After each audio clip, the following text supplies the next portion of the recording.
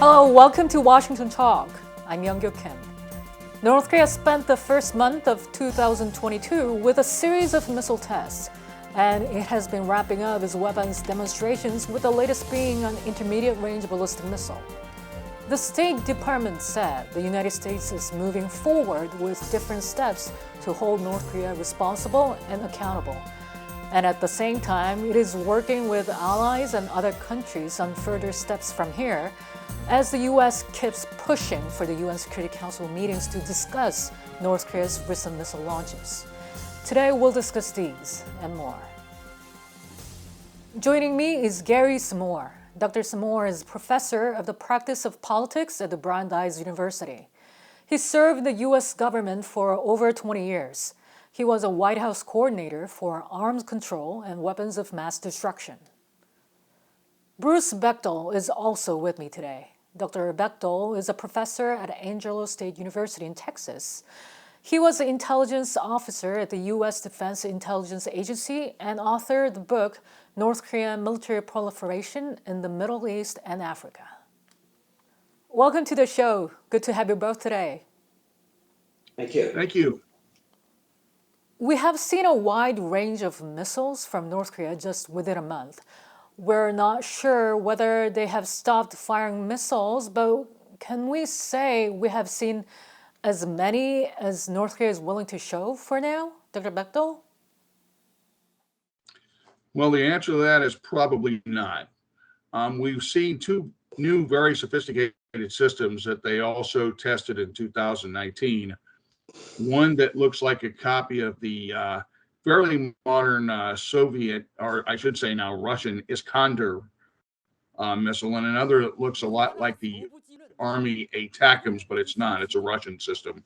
And we've seen a cruise missile test, a couple of those, and we've seen them test a Hwasong-12, which has the range to hit Guam.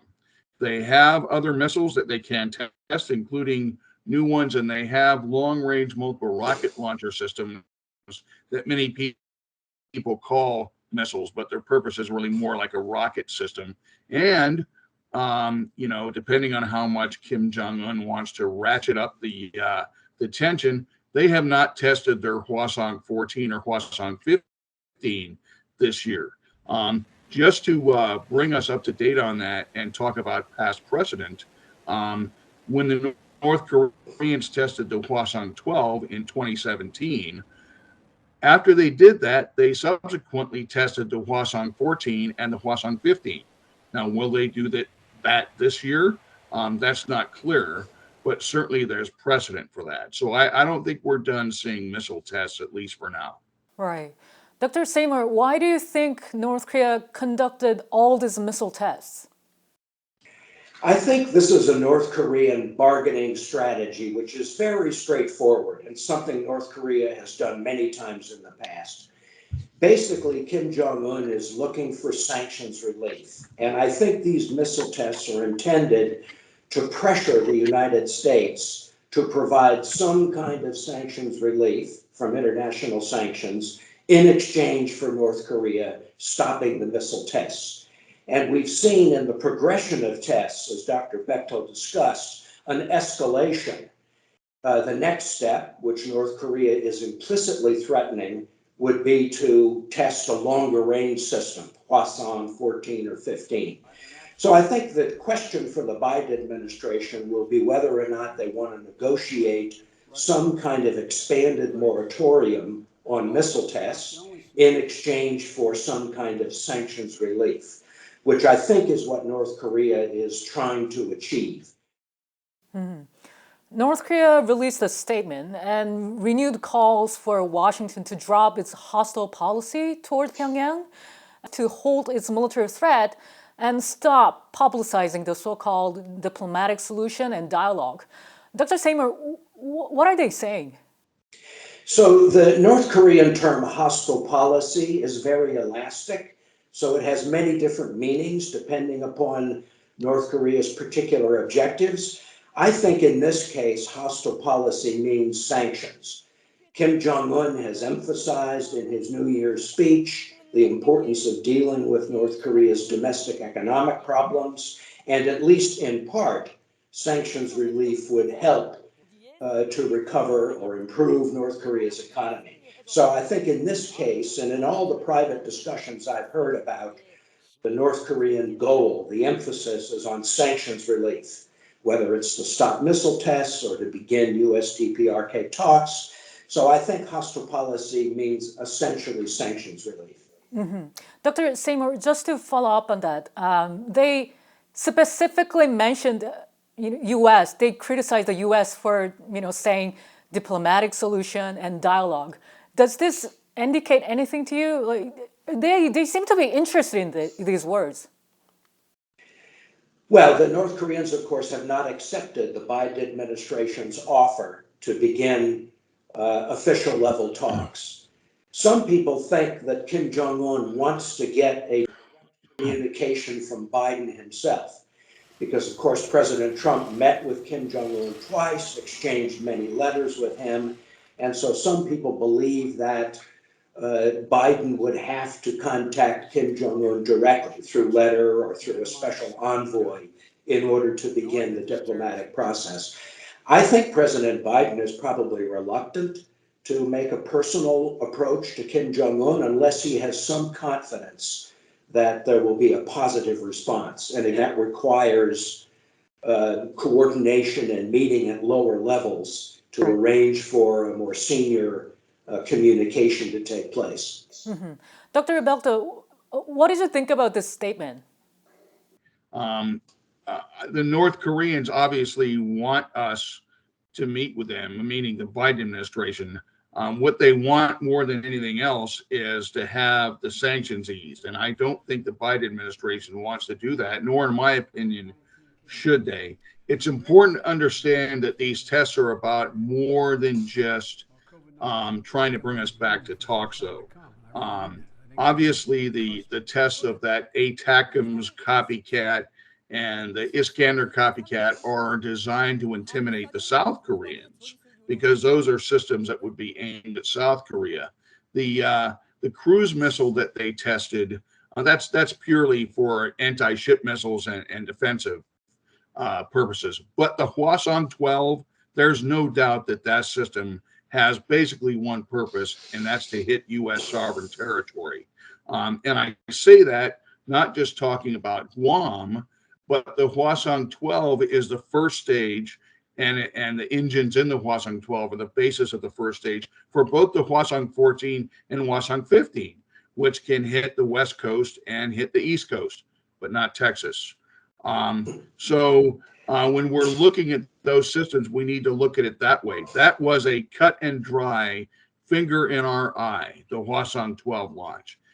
It should also be looked at in the context of, because they have sold that missile to Iran, the Hwasong-12, and probably the second stage, for the Hwasong-14 and 15. This could probably also be considered a demonstration for their ally and their proliferation partner, Iran, because Iran has not yet launched a Hwasong-12, even though the North Koreans have been collaborating with them on that project since 2013. So there's more than just intimidate or trying to intimidate or send a message to the United States, but that is a very key aspect of the reasons behind the launch. Right. The State Department said the United States is moving forward with different steps to hold North Korea responsible. Dr. Samore, what kind of different steps or further steps are they talking about? So I think there's a limit to what the U.S. and its allies can do.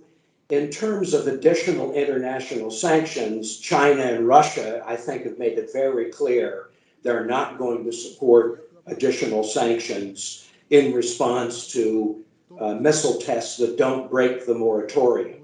Now, if North Korea conducts long-range missile tests or nuclear tests, then China might be willing to support additional international sanctions, but we don't really know that. And given the very tense state of relations between the U.S. and China and the U.S. and Russia at this time, I don't think we can be confident that the Chinese and Russians would support additional sanctions, even if Kim Jong-un breaks the moratorium.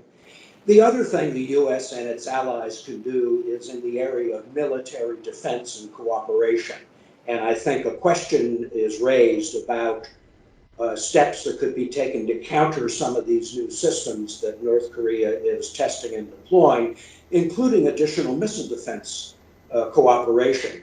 So I think that's an area where the allies may want to talk to each other and see if there are things they can do to improve their defense capabilities against the new systems North Korea is deploying. Are the options for the U.S. limited? They are limited, but I think it's also important for us to note the sanctions that are in place put a lot of pressure on North Korea already. The problem has never been not having enough sanctions, not for several years now at least. The problem has been enforcement of sanctions. And you know, to be frank, this is not a Democrat or Republican thing, because every administration has done that, failed to put the proper enforcement in place. We saw that with the Trump administration after he met with Kim in 2018. The whole pressure campaign sort of came to a halt, and the sanctions were still there, but they weren't robustly enforced. And I think that is definitely an option for the Biden administration, and something we've started to see them doing, frankly. I think second party sanctions are very important when it comes to North Korea. It's how they are actually able to feed their system and get money in and send money out that keeps their nuclear and ballistic missile programs running. We saw sanctions against an actual Russian company and Russian entities in recent weeks from both Treasury and state. And I think we're going to need to see more of that. We're going to need to see more sanctions against Russian companies and Russian individuals and Russian banks that are laundering this dirty North Korean money, as well as China. And I think it's also going to be important that when we put that out in the press, that when that information goes out, this is not sanctions against Russia or China.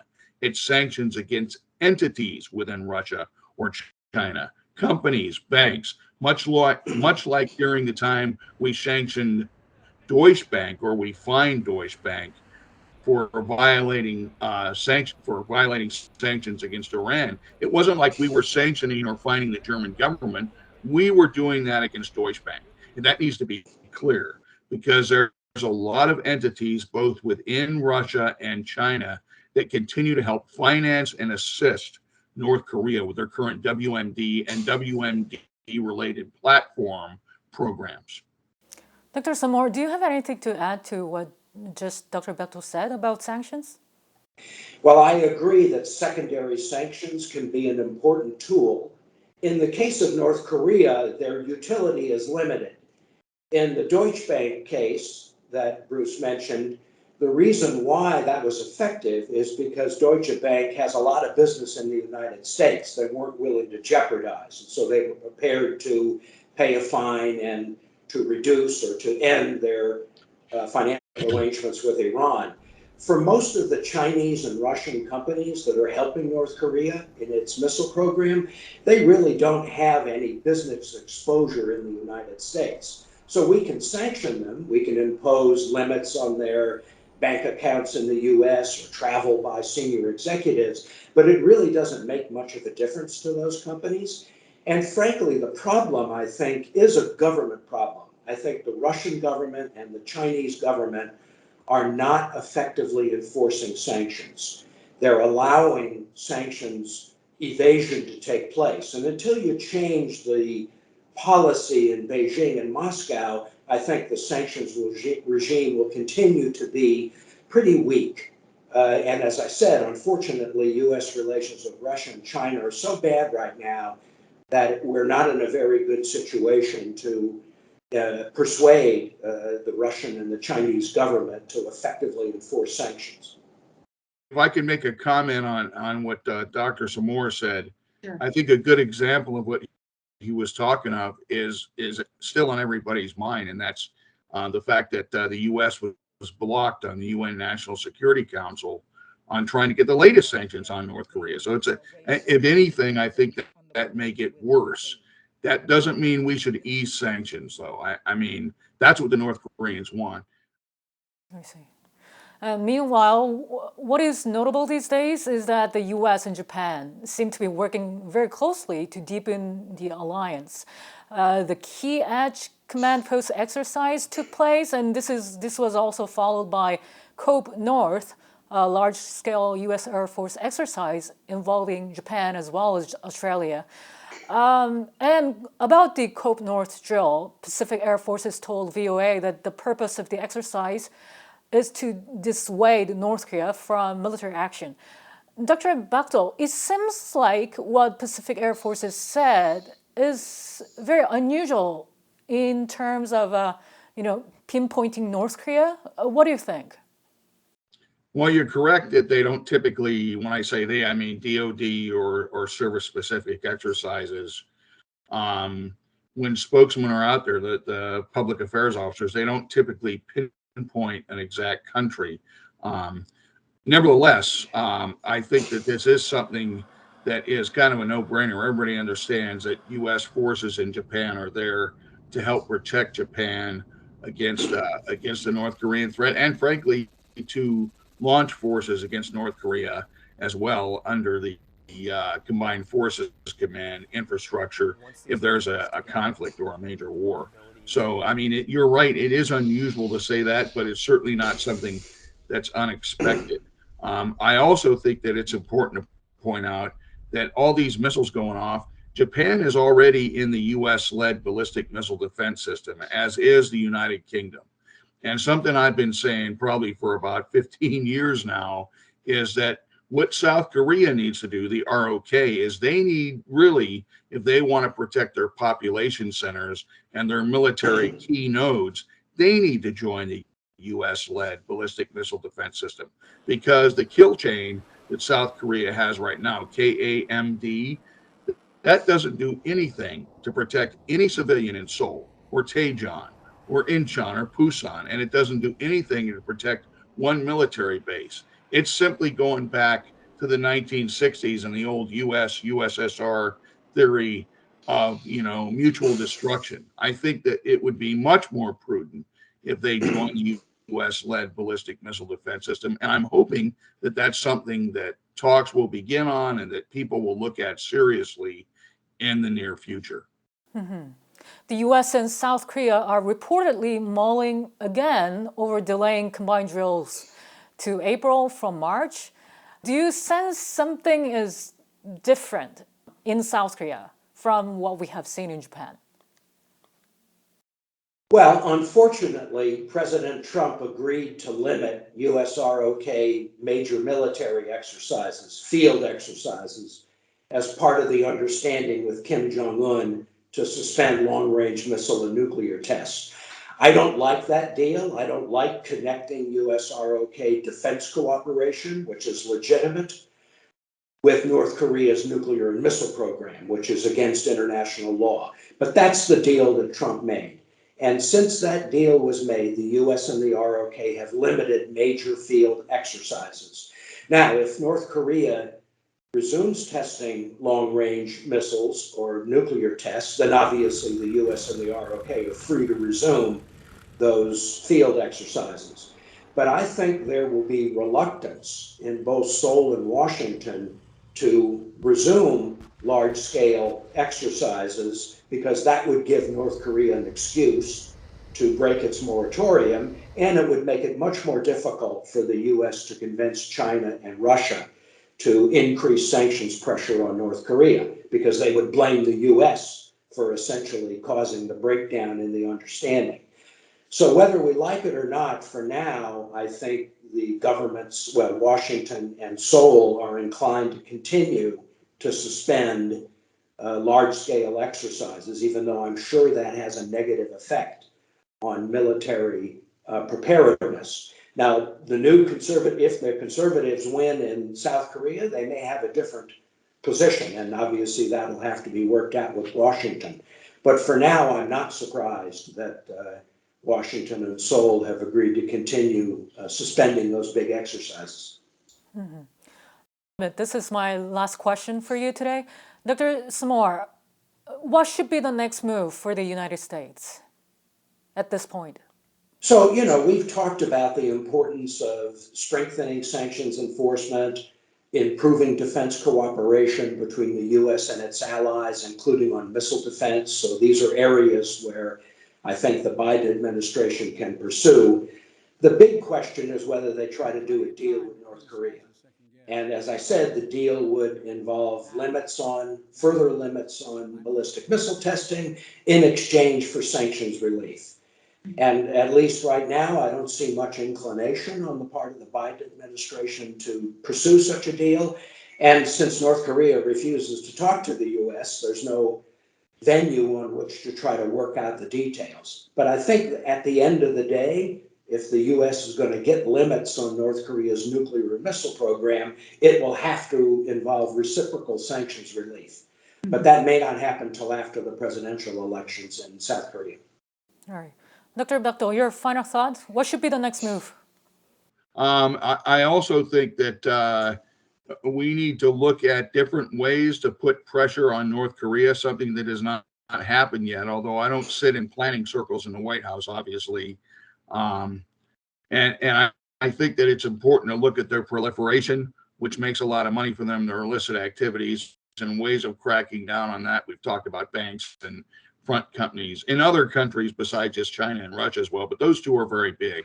So I think that needs to be done. And I think, something that both Dr. Samore and I have both talked about today is that sanctions are very important in that we don't weaken them unless we have a really good reason to do so.